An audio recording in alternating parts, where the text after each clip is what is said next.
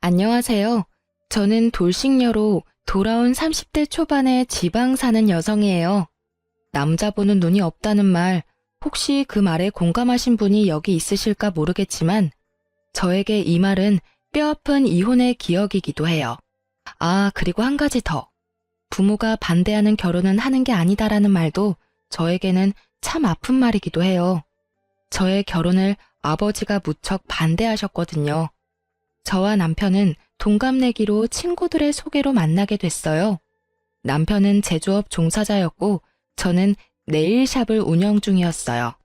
저는 어릴 때부터 공부보다는 미용에 더 관심이 있었고 그 때문에 대학교 진학은 포기했었어요. 남편은 대학교는 나왔고요. 처음에 남편을 저희 친정집에 데려갔을 때 저녁을 먹고 이야기를 나누던 아버지는 남편이 돌아가고 나서 저에게 결혼은 하지 말고 연애만 하라고 했었어요. 그렇지만 저는 그 사람을 너무 사랑했고 상냥하고 사근사근하게 저를 대해주는 그 모습에 헤어지는 건 상상도 할 수 없었어요. 결국은 제가 밀어붙여서 결혼에 성공하게 됐어요. 잘 살면 된다는 생각을 했거든요. 다들 처음 결혼할 때 그렇게 생각하잖아요. 저도 똑같았어요. 잘 사는 모습 보여주면 된다라고 쓸데없이 비장하게 생각했는데 정말 불과 3년 만에 헤어지게 될 줄 그 당시에는 상상도 못했죠. 친구들은 저희 신혼집에 대해서도 듣고는 이혼 후에 그때부터가 문제였다고 말하곤 했어요. 왜냐면 저희의 신혼집은 제가 살던 집의 전세금에 남편이 1,000만 원을 보태서 산 작은 아파트였거든요. 남편은 딱 1,000만 원을 보태줬고 대신 제 지분이 크다는 걸 감안해서 명의는 제 이름으로 되어 있었어요. 그래도 저는 개의치 않았어요. 사랑이라는 단 한마디만으로도 모든 게 설명됐던 콩깍지가 심하게 씌인 상태였으니까요. 그리고 결혼 전 남편 본가에 갔을 때 시댁 부모님이 잘 사는 편이 아니라는 걸 알고서는 모든 걸 다 이해하려고 했어요. 정말 그때는 모든 걸 다 퍼줘도 된다고 생각했는데 결혼을 하니 사람이 달라지더군요. 그것도 180도로 확 말이죠. 남편이 달라졌다는 걸 확실하게 느낀 건 첫 번째 결혼 기념일이었어요. 뭐든 첫 번째라는 건 무척 특별한 법이잖아요. 그래서 저도 그 특별한 날을 위해 며칠 전부터 무척 바쁘게 움직였어요. 우선은 백화점에 가서 평소에는 사기 힘든 비싼 브랜드의 커플 신발을 장만했어요. 두 사람의 기념일이니까 선물도 2개면 좋잖아요. 하면서도 남편이 얼마나 좋아할지 생각하며 저 스스로도 무척 즐거운 쇼핑이었어요. 딱히 남편에게 미리 말하지는 않았어요. 첫 번째 결혼 기념일을 설마 잊지는 않을 거라는 생각을 하기도 했고 서프라이즈 느낌도 좋았으니까요. 그렇게 저는 신발을 사서 몰래 숨겨두고 결혼 기념일 당일에는 스테이크와 와인까지 준비했죠. 향긋한 향초와 제가 좋아하는 장미꽃으로 식탁을 장식하고 남편을 기다리고 있었는데 남편의 귀가가 점점 늦어지더라고요. 결국은 전화를 하지 않으려고 했던 저는 걱정 반 짜증 반으로 남편의 전화번호를 눌렀죠. 남편이 전화를 받는 순간 주변에 왁자지껄한 소리가 확 귀를 파고들더군요. 순간 제 머릿속을 차지하고 있던 반틈의 걱정이 순식간에 날아가 버렸어요. 남편에게 말을 건네는 제 목소리가 제가 생각해도 차갑게 굳어있을 정도였으니까요. 어디야? 아, 나 지금 친구들이랑 놀고 있지. 오늘 좀 늦게 들어갈 것 같은데 내일 해장국이나 좀 끓여놔줘. 제가 화난 건 전혀 생각하지도 않은 남편의 밝은 목소리에 저는 더 열이 받았어요. 너 오늘이 무슨 날인지 잊어버렸어? 그렇게 물으면서도 저는 머릿속으로 왜 이렇게 중요한 날을 잊어버린 거야 하고 생각하고 있었어요. 그런데 오늘? 결혼기념일 맞지? 내뱉으려고 미리 머금었던 말들이 그 말에 다시 목구멍 안으로 쑥 밀려 들어가 버렸어요. 당연히 잊고 있어서 놀고 있는 거라고 생각했는데 알면서 놀고 있다는 말이 너무 충격이었으니까요. 제가 말을 잊지 못하니 남편이 먼저 말하더군요. 내가 안 와서 화났어? 자기가 좀 이해해. 어차피 잡은 물고기인데 기념일 꼬박꼬박 챙길 필요 없잖아. 솔직히 연애 때 챙겨준 것도 엄청 힘들었거든. 그러니까 우리 이제 이런 기념일 적당히 하자. 솔직히 연애 때 힘 다 써서 이젠 그런 거 챙길 힘도 없어. 해맑게 미친 소리를 하고 일방적으로 전화를 끊는 남편놈을 보니 갑자기 부모님 생각이 나더라고요. 하지 마라는 결혼했다가 이 꼴이 된 것 같아서 힘든 소리도 못하겠고 열은 받았는데 풀 곳은 없고 결국은 저도 행동으로 보여주기로 했어요. 저는 제가 산 신발 선물을 꺼내 사진을 찍었어요. 그리고 그걸 SNS에 올리고 미안해 안녕 이라고 썼거든요. 남편이 그걸 보고 돌아오기만 한다면 용서해주겠다는 마음으로요. 그런데 연락 하나 없더라고요. 신경도 안 쓰고 열심히 놀고 있는 모양이더라고요. 부글부글 끓는 마음으로 남편을 기다렸는데 기다리는 남편은 오질 않고 문자 하나가 먼저 도착하더군요. 42만 5천 원이라는 금액의 술값 문자요. 남편은요, 남들이 우쭈쭈 하는 거에 약해 빠져서 누가 엉덩이만 살살 긁어주면 자기가 뭐라도 됐냥 큰 돈도 결제하곤 했어요.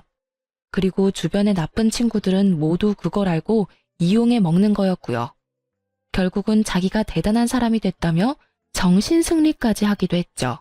결혼 전에는 제가 하지 말라고 하면 안 하더니 결혼하고 나니 다시 그 친구들과 친하게 지내게 됐나 봐요. 이것도 잡은 물고기에는 밥을 안 준다는 생각의 연장인 거겠죠. 잠을 자야 하는데 머릿속이 부글부글 끓으며 잠이 너무 오지 않더라고요. 더 또렷해지기만 했죠. 그리고 문이 열리고 남편이 들어오는 소리가 들렸어요. 인사불성에 빠져서는 들어오자마자 씻지도 않고 침대에 누워 바로 자더군요. 그 모습에 더 화가 난 저는 다음날 날이 밝자마자 코골며 자는 남편놈을 남겨두고 신발을 포장된 그대로 가지고 그걸 샀던 백화점 매장으로 향했어요. 그리고 남편 것만 반품 처리했어요. 어차피 신어보지도 않은 거였으니. 그리고 저는 반품한 남편 신발값으로 제 옷이랑 액세서리를 샀어요. 백화점에서 코스 요리까지 먹고 집에 왔는데 남편이 어디 갔었냐며 난리더군요. 아침부터 어디 갔던 거야? 해놓으라는 해장국도 안 해놓고. 어제 결혼기념일 안 챙겼다고 설마 삐쳐서 밥도 안 해놓고 남편 굶긴 거야? 웃기지도 않게 상전 노릇하고 있는 남편놈을 보니 사그라들었던 화가 다시 활활 타오르더라고요. 그래, 당신이 안 챙겨준 결혼기념일 챙기려고 나 혼자 쇼핑이나 하고 맛있는 거 먹고 왔어. 그러면서 저는 제가 산 물건들 가방을 주르륵 늘어놨어요. 남편이 기웃거리며 자기 물건을 찾는 꼴이 너무 웃겨서 웃음이 나올 뻔했어요. 근데 왜 자기 것만 사왔어? 결혼기념일인데 내 건 어디 갔어? 당신이 굳이 기념일 챙기지 말라며. 안 주고 안 받고 싶은 거라고 생각해서 준비 안 했어. 알아서 내 건 내가 챙길 테니까 네 건 네가 알아서 챙겨. 아, 근데 이번 달 카드값 많이 나와서 힘들 테니까 뭐라도 살 거면 다음 달에 사. 어제 술값 40만 원 넘게 나왔더라고. 술값이 많이 나왔으면 당신도 이런 걸 사지 말았어야지. 너 설마 내가 어제 결혼기념일에 술 마시러 갔다고 화나서 이런 짓 한 거야? 정말? 술값을 많이 쓴 건 너잖아. 근데 왜 내가 당신 때문에 아껴 써야 하는데? 나도 돈 벌고 있어. 너한테 돈 타서 쓰는 것도 아닌데 왜 참견이야? 그리고 나는 어차피 결혼하면서 당신 따라 멀리 오는 바람에 돈 쓸 친구도 없어서 당신처럼 하룻밤에 40만 원 넘게 쓸 일이 없거든? 근데 너무 불공평하잖아. 당신은 돈을 그만큼이나 유흥비로 썼는데 왜 나는 그 돈을 못 써? 나도 그만큼 쓰려고 나를 위해 쇼핑한 거야. 그 정도는 이해하지? 그렇게 이야기해도 남편은 이해를 못 하더라고요. 그저 자기 선물이 없다는 거에만 꽂혀서는 계속 선물 이야기만 해댔어요. 아, 장난하지 말고. 내 선물 있지? 어제 SNS에 올린 거 아침에 봤거든? 신발 사놓은 거 맞지? 그거? 반품했는데? 너 어차피 잡은 물고기 밥 안 준다며? 우리 첫 결혼기념일이라 내 돈을 좀 썼는데 네가 그런 생각이면 나도 따라야지 뭐. 그래서 내 것만 남겨두고 반품했어. 그걸 왜 네 맘대로 반품하는 건데? 아, 진짜 어이없네. 아니, 무슨 생각으로 샀다가 반품을 한 거야? 이래서 못 배워먹은 것들은 티가 나. 아무것도 아닌 일에 금방 토라져서는 이런 일이나 버리고. 머리 빈 여자랑은 결혼하지 말았어야 했는데 내가 바보지. 어휴. 그래, 나 고등학교도 겨우 졸업했어. 근데 내가 산 물건 내가 처분하는 게 왜 안 되는 건데? 네 돈 주고 산 것도 아니잖아. 반품을 하든 태워 먹든 네가 무슨 상관이야? 그리고 못 배운 여자들이 금방 토라진다는 건 또 무슨 어이없는 소리고? 당신이야말로 편협하고 쪼잔한 남자지. 오히려 저를 깔아내리며 상식 이하의 여자로 만드는 남편을 향해 분노로 가득 차 소리쳤어요. 엄청 화가 나는데 머리는 차분해지더라고요. 마치 얼음물을 뒤집어 쓴 것처럼요. 아니, 사줬다가 반품하는 것도 웃기잖아. 그냥 줬으면 될 일을 왜 번거롭게 반품을 했냐고. 아니, 너 해달라는 대로 해줬는데 왜 지랄인지 모르겠네? 이런 거 챙기지 말자며. 잡은 물고기 밥도 안 준다며. 나도 똑같이 하겠다니깐? 걱정하지 마. 앞으로도 쭉 그렇게 안 챙겨줄 거니까. 생일도 각자 알아서 챙겨. 알았지? 결국 신발 하나 날려먹고 앞으로의 선물 기회도 날려먹을 상황에 처한 남편은 그게 아깝기는 했는지 그 뒤로는 기념일을 꼬박꼬박 챙기더라고요. 아주 싸고 생색내기 좋은 것들로만요. 사랑이나 애정 따위는 들어있지 않은 그런 물건들 말이에요. 그러면서도 꼭 자기가 원하는 것도 꼭 챙기더라고요. 그 이후로 마음에 생긴 균열은 급하게 봉합이 됐지만 이미 무너진 신뢰는 다시 세워지지 않더라고요. 그렇지만 저희의 결혼 생활은 다시 이어졌어요.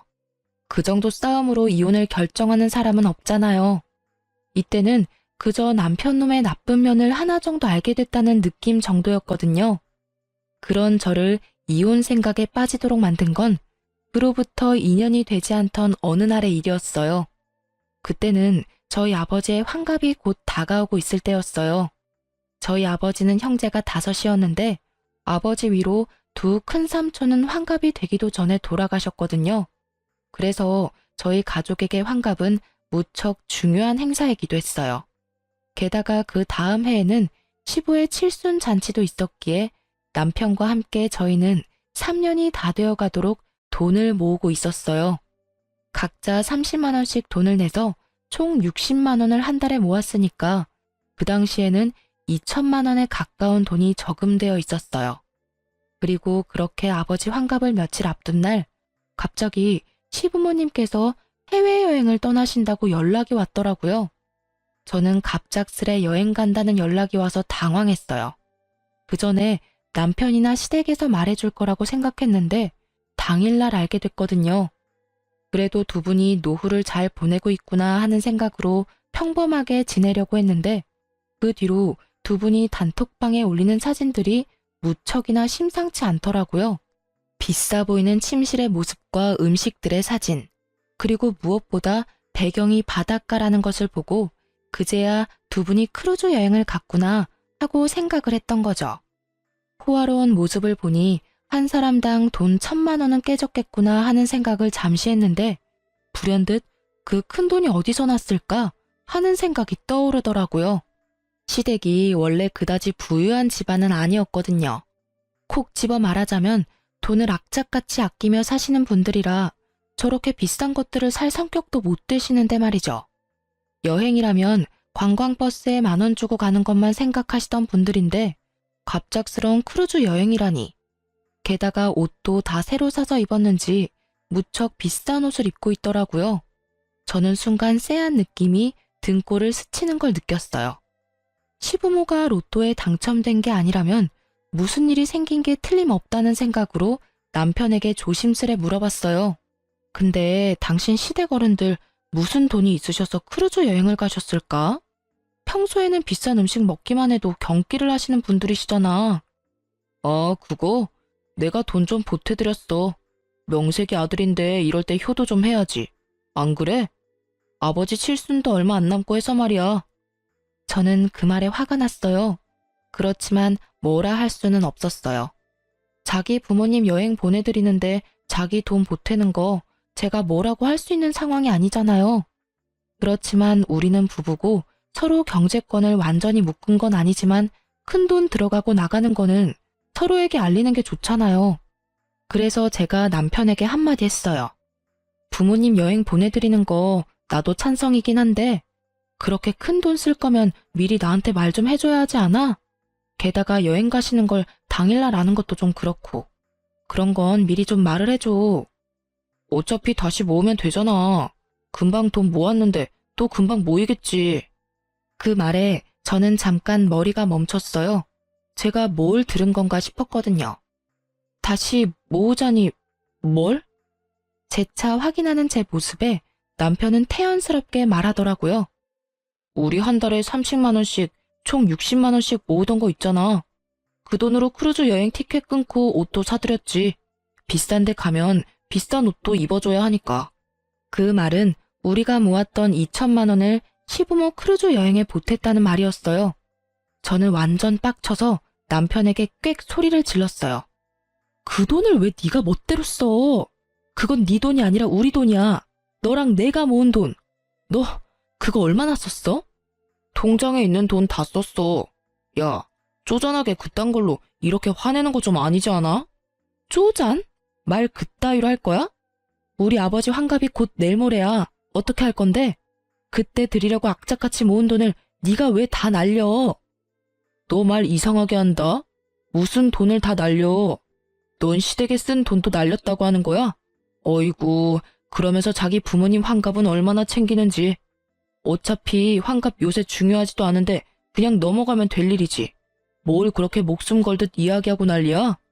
뭐가 그리 당당한지 얼굴 빳빳하게 쳐들고 저한테 한 소리 하는 남편놈의 얼굴에 진짜 돌아버리겠더라고요. 내가 분명히 말했잖아. 우리 큰아버지들 다 환갑되기 전에 돌아가셔서 우리 집에서는 환갑도 중요하다고. 아니, 이렇게 네 멋대로 살 거면 결혼은 왜 했어? 이딴 식으로 행동할 거면 우리 이혼해. 이혼? 나는 절대 이혼 못해. 아니지, 안 해. 내가 도대체 뭘 그렇게 잘못했길래 이혼 이야기까지 하는 건데? 내가 못할 말을 했어? 나쁜 말을 했어? 이혼하면 내가 힘들까? 네가 힘들까? 뭘 알고나 떠들어야지. 무식하면 용감하다더니 네가 딱 그 꼴이야. 배운 게 없으면 가만히나 있던지 쓸데없이 나대고 난리야. 나는 너처럼 돈밖에 모르는 여자 딱 징그러워. 완전 과대망상 환자 아니야? 아니, 그 돈 좀 썼다고 이런 식으로 사람을 몰아? 남편놈의 그 말이 저에게는 진짜 인연 끊자는 식의 막말로밖에 들리지 않았어요. 그럼 무식하고 돈밖에 모르는 징그러운 여자랑 왜 이혼은 안 해주는데? 그렇게 답답하고 열받으면 왜 나랑 살아? 배운 거 많고 돈에 초연한 그런 여자랑 살던지. 아, 맞다. 너 나한테 빨대 꽂으려고 결혼한 거지? 그래. 그러면 다른 여자 찾기 힘들겠지. 어떤 돈 많은 여자가 미쳤다고 당신 같은 남자한테 미래를 올인하겠어? 안 그래? 와이프 집안 사정 다 알고도 정신 나간 짓을 하는데 어떤 여자가 제정신으로 당신한테 오겠어? 너 말 다 했어? 어디서 그따위 소리를 짓거리고 난리야. 진짜 봐주는 것도 정도가 있다고. 내가 너 불쌍해서 데리고 살겠다고 하는 거 진짜 모르겠어? 네가 자선사업가라도 돼? 웃기지도 않아. 네 가짜는 친구들이 떠받들어주니 네가 뭐라도 되는 것 같아? 너 진짜 별거 아니야. 마누라 등이나 차먹는 천하의 호로새끼 정도지. 불쌍하다고 생각하지 말고 이혼해줘.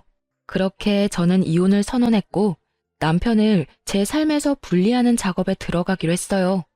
그런데 그 대화를 나눈 다음 날도 남편한테 이혼 서류를 가지러 간다고 말했지만 혼자 유유자적하더라고요. 당신이 나 같은 남자를 어디서 만나? 나랑 이혼하면 무조건 망할 건데 무슨 배짱으로 이러는지 원. 내가 넓은 마음으로 용서해 줄 테니까 나한테 미안하다고 하고 끝내. 어? 이렇게 말하는 꼴을 보니 용서할 마음이 생기겠어요? 생기더라도 당장 달아났겠죠. 그런 제 속도 모르고 남편놈은 저한테 사과하라며 난리더라고요. 상황이 이해가 안 가나 봐요. 미쳤어? 헛소리 그만하고 당장 이 집에서 나가. 난 당신 얼굴 꼴도 보기 싫으니까. 당장. 내가 왜 집을 나가? 이 집 살 때 내가 1,000만 원 보탠 거 잊었어? 나한테도 지분이 있으니까 네 맘대로 내보낼 수는 없지. 아니, 내가 도대체 뭘 잘못했는데 이런 일을 당해야 하는데? 꼴랑 그 2,000만 원 좀 썼다고 나를 완전 죽일 놈으로 모는 거야? 시부모한테 즐거운 한때 선물해줬다고 생각하는 게 그렇게 아까워? 아직도 정신을 못 차렸네. 내가 시부모한테 그 돈 줬다고 화내는 게 아니라는 걸. 왜 아직도 모르는지 이해가 안 되네? 그 돈이 10만 원이던 100만 원이던 1000만 원이던 네가 같이 모은 돈에 대한 결정을 혼자서 했다는 게 화가 나는 거라고 몇 번을 이야기해야 알아듣냐고. 그리고 이 집 살 때 네가 보탠 1000만 원? 당신이 시부모 여행 때 낸 돈 2000 중에 절반은 내 돈이니까 그거랑 퉁치면 되겠네. 어차피 내 동의 없이 내 돈 1000만 원 썼으니 당신이 나한테 그 돈 줘야 하는 거 알지? 네 돈이 내 돈이지. 우리 결혼해서 부부라고. 돈 문제 같은 건 알아서 할 수 있는 거 아니야? 좀 융통성 있게 굴라고. 이렇게 꽉 막힌 여자였어 너? 내가 막혔냐? 네가 막혔지. 아우, 이런 것도 남편이라고 데리고 살았던 내가 정말 대단한 사람이지. 나가. 나 진짜 당신 얼굴 보고 싶지도 않으니까. 저는 남편에게 소리를 질렀지만 남편은 꼼짝도 하지 않더라고요. 유유자적 소파와 한몸이 되어 느긋한 그 모습을 보니 너무 화가 나더라고요. 그렇지만 힘에서 이길 수 없으니 다른 방법을 찾아내기로 했어요. 남편은 저의 이혼에 관한 말을 믿지 않는 분위기였고 더 이상 남편에게 소리 지르지 않았어요. 다음 날 아침 남편은 평소대로 회사를 갔어요. 저는 그때 남편의 짐을 부랴부랴 챙기기 시작했어요. 화장실에 있던 칫솔 하나까지 싹 다 챙긴 저는 점심때쯤 이삿짐 용달업체를 불렀어요. 그리고 남편 짐을 다 챙겨서 시댁으로 보냈죠. 그리고 마지막으로 집의 도어락을 싹 바꿨어요. 비밀번호뿐만이 아니라 기종까지 바꿔버렸어요. 남편의 흔적이 없으니 마음이 너무 편하더군요. 그렇게 저는 하루 가게를 쉬고 집에서 시간을 보냈어요. 저녁이 되니 남편에게 전화가 오더라고요. 문 앞에 있는 걸 알고 있었으니 전화는 받지 않았죠. 남편은 비밀번호를 눌렀지만 문이 열릴 턱이 있나요? 그런데 남편이 도어락을 해제하려고 기사를 불렀더라고요. 문 밖에서 기사가 남편과 이야기를 하는데 제가 소리를 질렀죠. 기사님, 집에 사람 있으니 도어락 열지 마세요. 문 열어주시면 주거 침입죄로 신고할 거거든요. 그리고 옆에 있는 남자분께 여기 더 이상 네 집 아니니 시댁으로 가라고 전해주세요. 제 말에 밖에서 소리가 나더니 결국 기사가 돌아간 듯 하더라고요.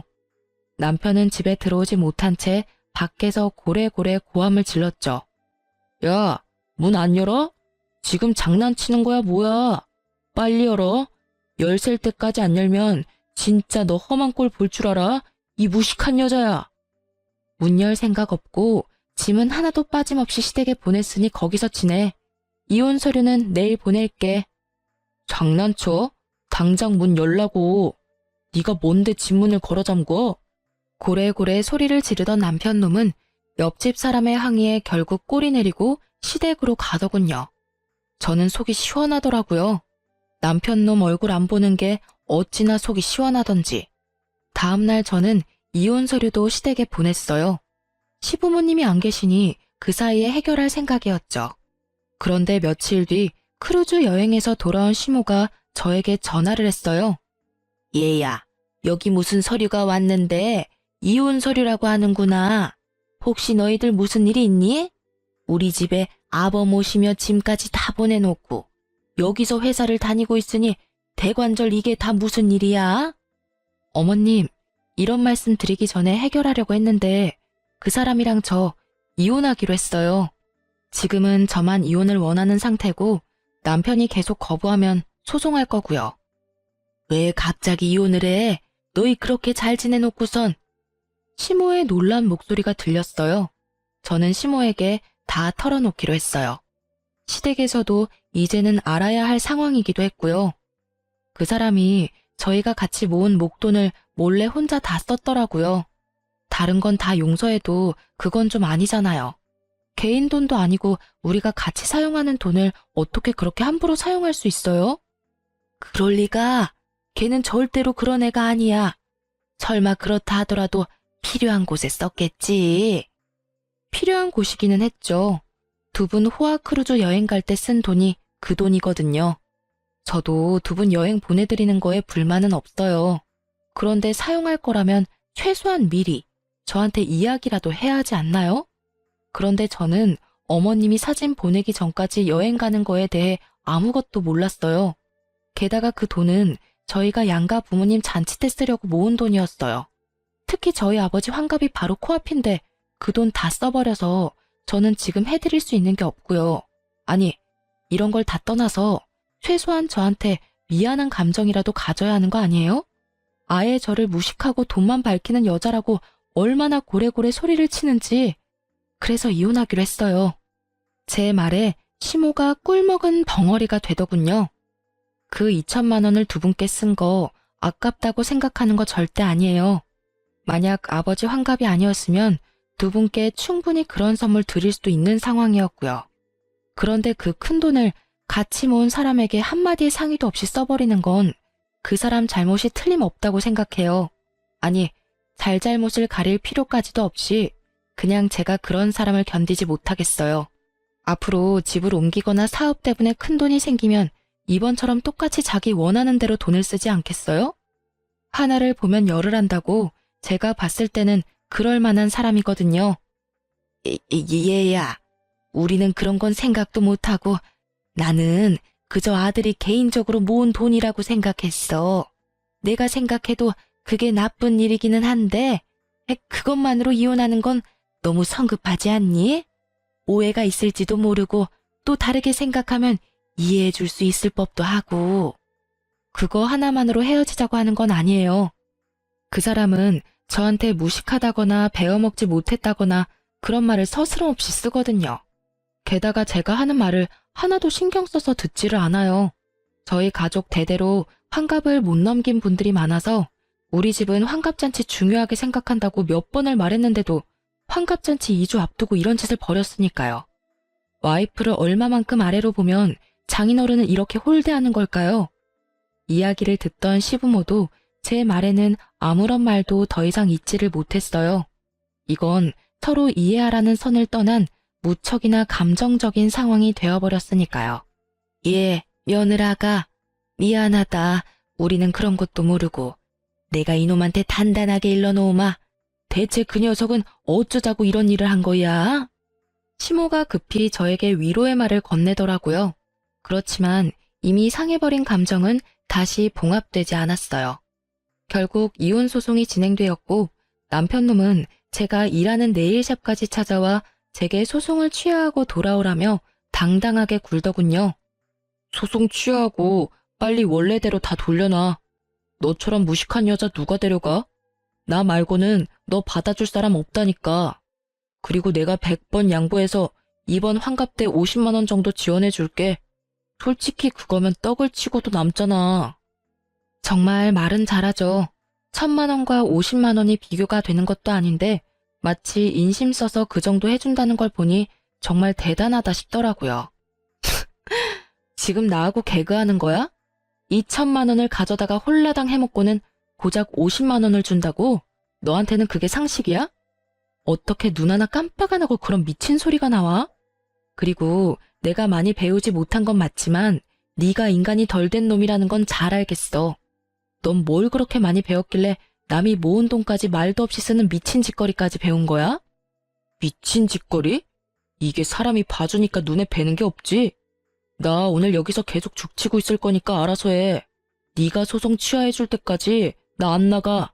남편놈은 대기석 의자에 널브러지듯이 앉아서는 눈까지 감고 팔짱까지 끼고는 모르쇠로 운운하며 앉아있더라고요. 웃기지도 않네. 그렇게 대단한 님께서 왜 나 같은 별 볼 일 없는 여자랑 이혼을 못해서 그렇게 난리야? 혹시 집 때문에 그런 거야? 아니면 또 돈 모아두면 다 가져가려고 그런 거야? 짐작하는 곳이 너무 많은데 다 나쁜 이유들 뿐이라서 나는 이혼 소송 취할 이유가 없는데. 저는 남편놈을 향해 쏘아붙였어요. 정신 나간 헛소리를 실실 하는 거 보니 진짜 실성이라도 했나 싶었거든요. 제 말을 듣고도 들은 척도 안 하는 남편놈을 보고 제가 말로 해서는 안 될 것 같아서 그 길로 친오빠들에게 전화해서 저의 네일샵으로 불렀어요. 남편놈이 남의 영업장에서 일을 방해하고 있다가 들어오는 오빠들의 모습에 그나마 정상적인 모습을 취하더군요. 이 양반이 또 여기서 이러고 있네. 당장 여기서 나와. 남의 가게 영업 방해하지 말고. 오빠 셋이 그놈 앞에서 으름장을 놓는데도 철면피를 쓴 이 남자는 더욱 뻔뻔하게 굴더라고요. 아니 형님, 저희는 아직 결혼한 사이예요. 와이프 옆에 있는 게 뭐가 그렇게 잘못된 건가요?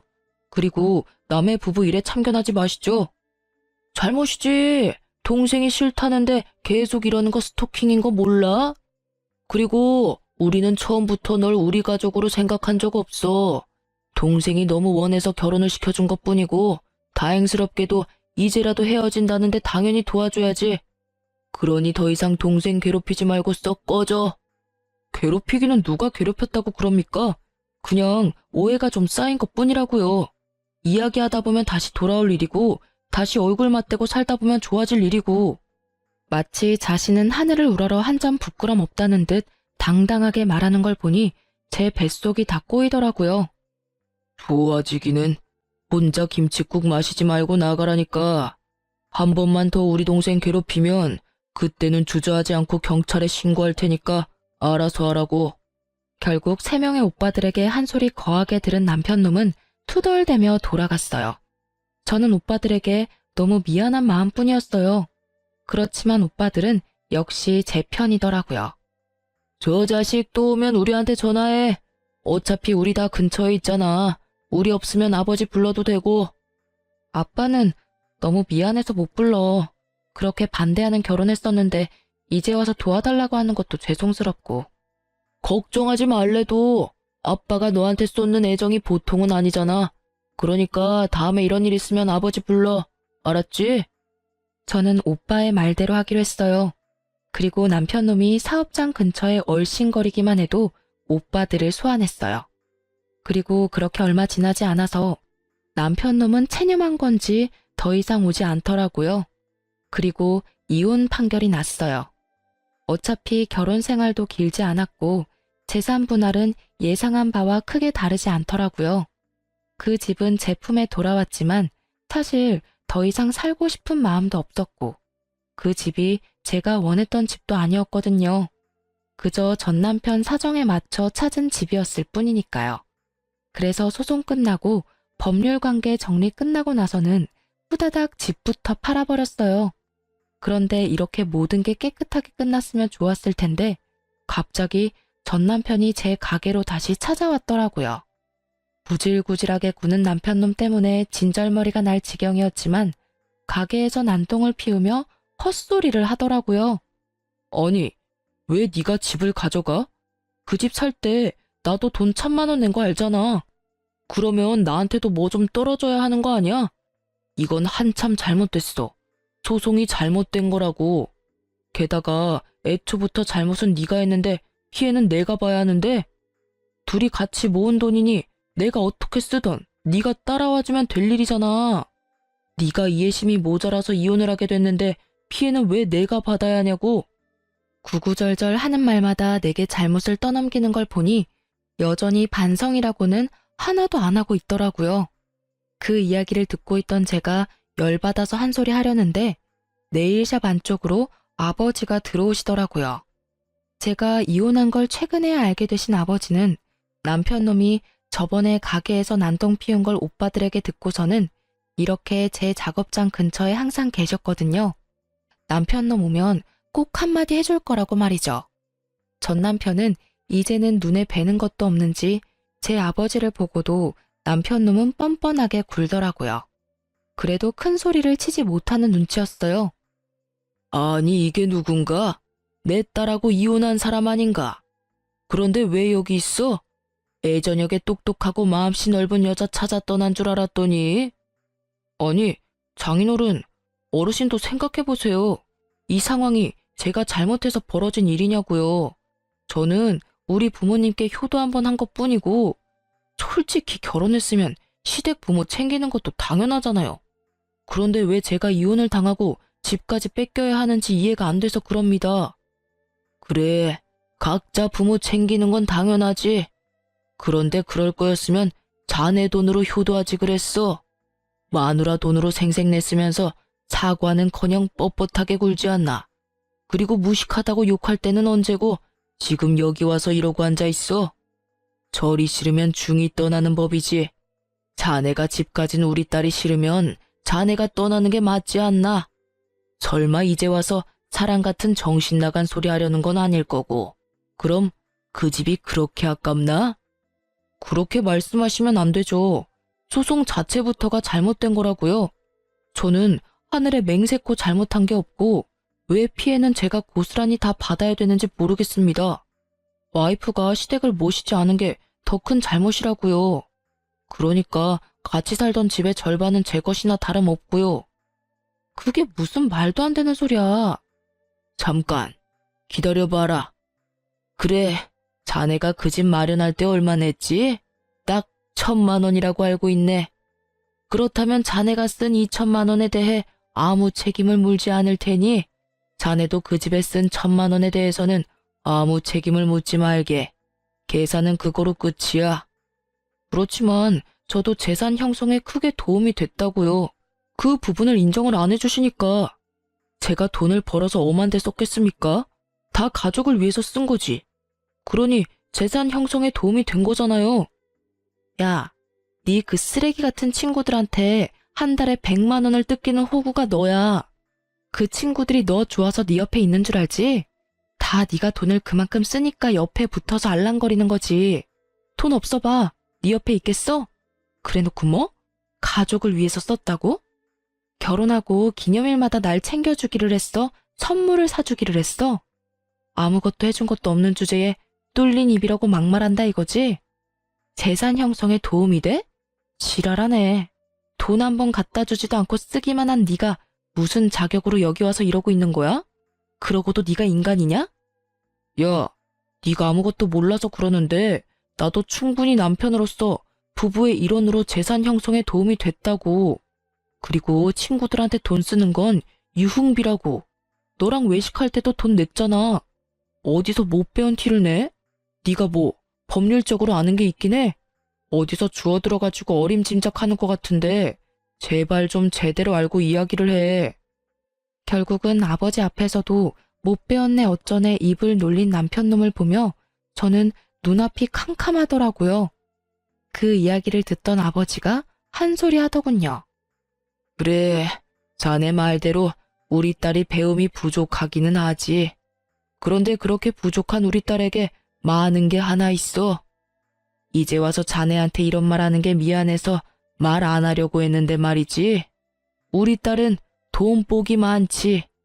자네가 있는 이 건물이 누구 것인지 모르지?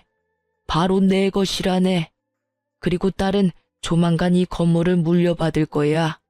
딸이 나한테 아주 좋은 환갑 선물을 줬거든. 자네하고 이혼을 해줘서 내 기분이 무척 좋아졌어. 그래서 건물을 주기로 한 거야. 자, 어때? 이래도 우리 딸이 많이 모자란가? 그 말에 남편의 얼굴이 완전 깜짝 놀라더라고요. 그것마저도 정말 가증스럽게 보이더라고요. 남편에게 처음부터 돈이 많다고 이야기하지 말라고 한 건 아버지였어요. 남편의 허세가 보이니 혹시라도 집에 돈이 있다는 말은 하지 말라고 하셨거든요. 최소 5년 동안 사람 됨됨이를 봐가며 이야기하자고 하셨는데 결국은 5년도 되기 전에 이혼을 해버리게 됐으니 새삼스레 아버지한테 죄송하고 남편놈의 저런 성향을 못 알아본 제가 밉더라고요. 왜 그 말을 먼저 안 했어? 그랬으면 이렇게 화내고 난리칠 일 없었잖아. 그리고 솔직하게 그만큼 돈 있으면 2,000만 원 그깟 돈 내가 알아서 쓴 것도 이해해 줄 수 있는 거잖아. 아, 다 됐고 이건 진짜 내가 용서해 줄게. 그냥 다시 돌아와서 잘 살아보자. 응? 너 나 엄청 좋아해서 부모님 반대 무릅쓰고 결혼하자고 한 거 아니었어? 그때 감정 그대로일 거라고 믿고 있어. 그때의 감정? 이미 너한테 가지고 있던 정이란 정은 다 떨어지고 없어. 왜? 아버지가 건물 주고 내가 그 건물 물려받을 사람이니까 아깝니? 뻔뻔한 것도 정도가 있지. 네가 쓴 그 돈에 우리 아버지 환갑 여행 비용도 있었다는 걸 알면서도 네가 뻔뻔하게 우리 아버지 건물을 욕심내? 내 눈에 흙이 들어와도 너랑 재결합할 일은 없어. 얼굴도 보고 싶지 않은데 너랑 무슨 재결합이야? 지금 당장 경찰에 신고 안 하는 것만으로도 넌 나한테 고마워해야 할 상황이라고. 제가 하는 말에 뻔뻔했던 남편놈의 낯짝이 결국에는 무너지더라고요. 울며 불며 매달리는 게 아니라 이 와중에도 저희 아버지 눈치를 보더라고요. 장인이 가진 돈이 그리도 탐이 났는지 그걸 보니 새삼 저런 놈을 선택한 제 두 눈이 문제가 있었던 게 아니었나 싶더라고요. 그런 남편의 눈에 담긴 욕심을 읽었는지 아버지가 전 남편에게 한마디 하더라고요. 나도 자네에게 무척 고마운 마음을 가지고 있네. 이번 환갑 때 내게 쓸 돈을 자네가 다 쓰는 바람에 딸이 이렇게 정신을 차리고 집으로 돌아오지 않았는가. 그러니 고맙지. 그 말에 결국 남편놈은 더 이상 되돌릴 수 없다고 느꼈는지 제 발로 제 가게에서 나가더라고요. 그러나 그 뒤로도 미련이 남았는지 몇 번을 술을 먹고 전화하길래 전화번호 싹 바꿔버렸어요. 그리고 제 가게도 내놓고 다른 데 가게 얻었어요. 나중에 우연히 소식을 접했는데 시댁 크루즈 비용은 우리가 모은 돈으로 다 써버리고 시부모 옷값과 쇼핑에 든 카드값들은 결국 못 갚아서 빚이 터져버렸다고 하더라고요. 원래는 우리가 모으던 돈들이 몇 달 다시 모이면 그 돈에서 해결하려고 했었나 봐요. 그런데 그 사이에 이혼하게 돼버리니 결국은 그게 다 빚으로 돌아와서 허덕거리며 살고 있다고 하더군요. 그걸 알고 나니 더 정 떨어지는 거 있죠? 어디까지 빌부터 먹을 생각이었는지. 게다가 어디까지 말 안 하고 또 돈을 홀라당 써버리려고 했는지. 제게 빨대 꽂으려 했다는 걸 알고 나니 참으로 이혼한 게 다행으로 느껴졌어요. 이혼 후 몇 년이 지난 지금은 저도 좋은 사람과 좋은 관계를 맺고 있는 중이에요. 이혼 직후에는 제 눈을 못 믿어서 남자를 못 만날 정도였는데 최근에 아버지가 소개시켜준 사람은 첫인상은 별로였지만 계속 두고 지내니 사람됨이 괜찮아서 잘 만나고 있어요. 제게 남자 보는 눈이 없다는 걸 알고 나니 아버지의 안목을 믿게 되더라고요. 생각보다 좋은 사람이라 미래를 생각하고 있을 정도고요. 이혼을 한번 하니 결혼에 관한 말들이 어느 정도 맞는 말이었다는 걸 깨닫게 됐어요. 부모가 원하지 않는 결혼은 하지 않는 게 낫다라고 하잖아요. 세상을 좀 더 산 사람들 눈에는 제가 보지 못하는 무언가가 보이는 것 같아요. 아버지에게도 물어보니 처음부터 말투나 대화 내용에서 욕심과 허영이 많다는 느낌을 받았다고 하셨대요. 그리고 결국은 그런 것들이 터져서 이혼을 하게 된 거였고요. 솔직히 부모의 반대에도 잘 사는 사람들이 많을 거예요. 그렇지만 저희는 그게 아니었던 거죠. 이렇게 글로 쓰니 참으로 제가 못났던 것 같아요. 물론 거지 같은 남편 만난 게 온전히 제 잘못만은 아니죠. 결혼 전에는 정상적으로 행동하려고 노력해서인지 그런 모습들을 많이 보지는 못했거든요. 정말 사소하고 작은 것들에서 그런 모습들을 발견할 수 있는데 저에게는 그런 경험이 없었던 거예요. 제가 사람 보는 눈이 없다는 것보다도 상대방을 속이는 사람을 조심하라는 말을 하고 싶어서 글을 쓰게 됐어요. 쓰고 나니 후련하기도 하고 자아성찰이 되네요. 긴 글 읽어주셔서 감사하고 모두 행복한 하루 보내세요.